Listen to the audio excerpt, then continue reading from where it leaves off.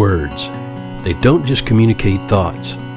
They reveal the hidden things in our hearts. They don't just communicate ideas. They create worlds. The mouth and the words we say are a creative force that is not only used all the time, but everywhere we go. Our words are the very essence of how the Creator made us. Join us as we discover the essence of man and the power of speech.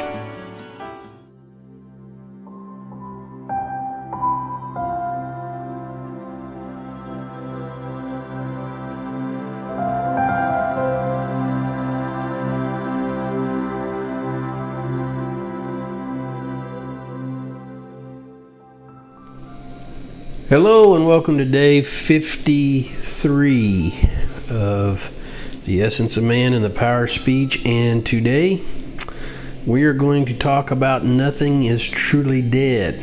Now, what does that mean? Well, it means nothing is really truly dead when it comes to speaking evil. Let me give you an example.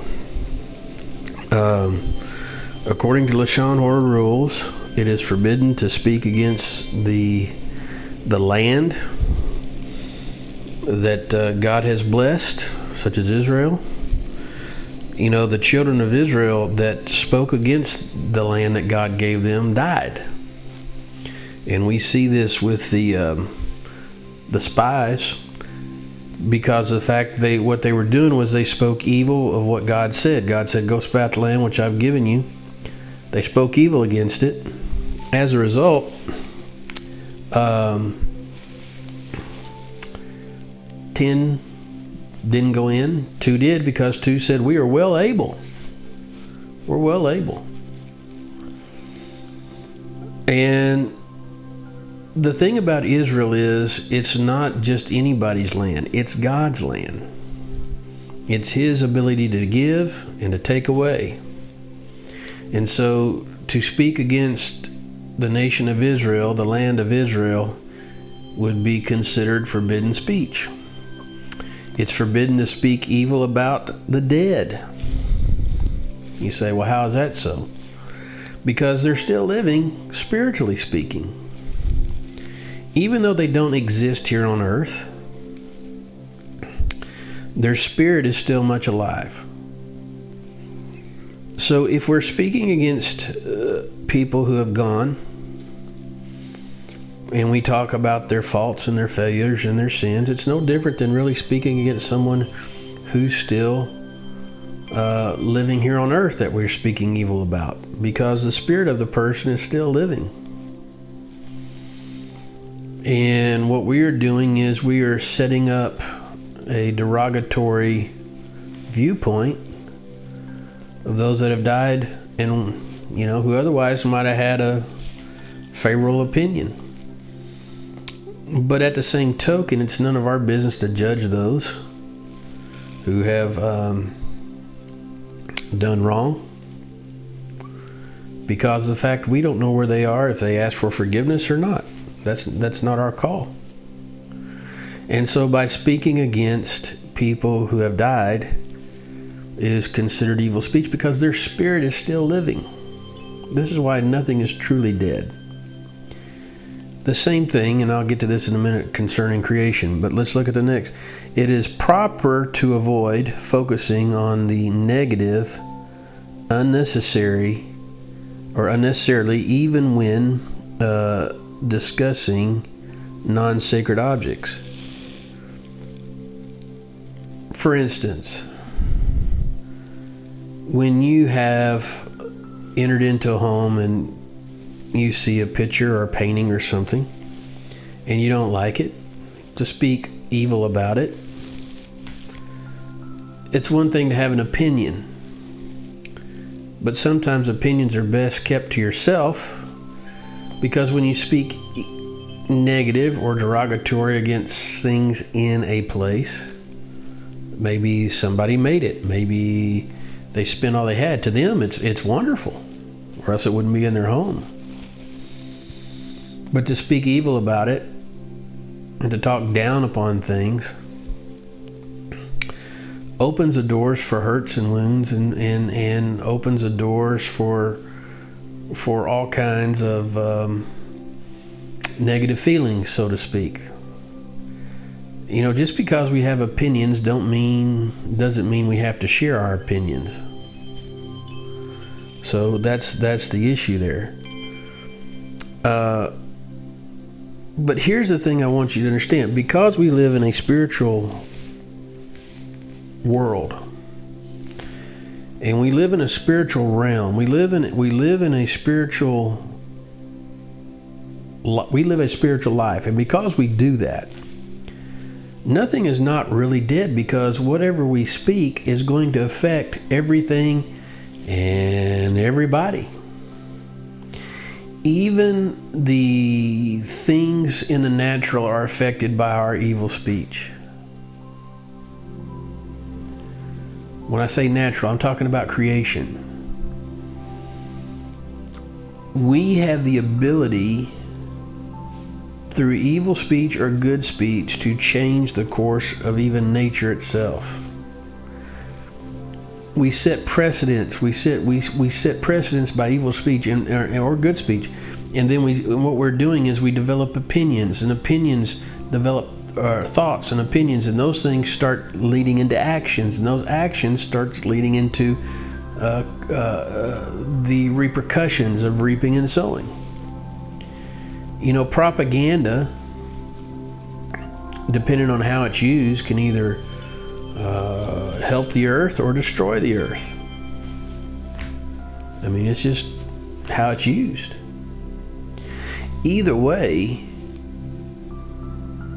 because of the fact we are spiritual beings and words create worlds, nothing is really dead.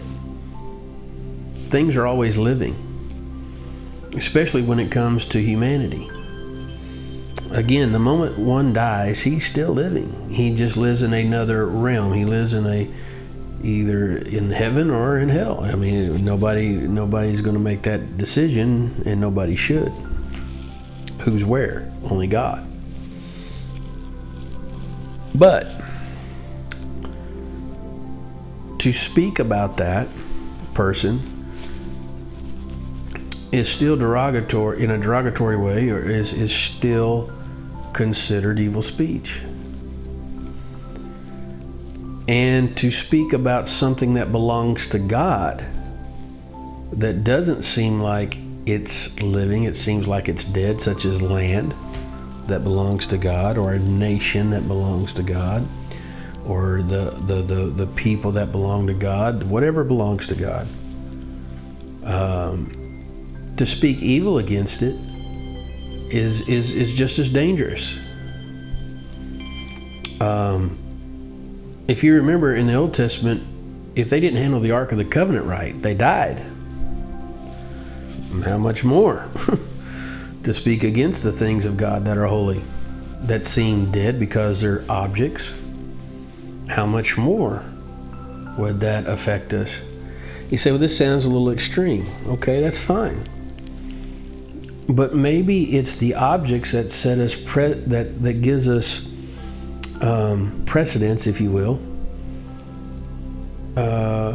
If we're willing to talk negative and evil about objects of God and things of God, then it only stands to reason it sets us up to be more willing to speak against people of God. Maybe if we would appreciate the things of God, we would also appreciate people.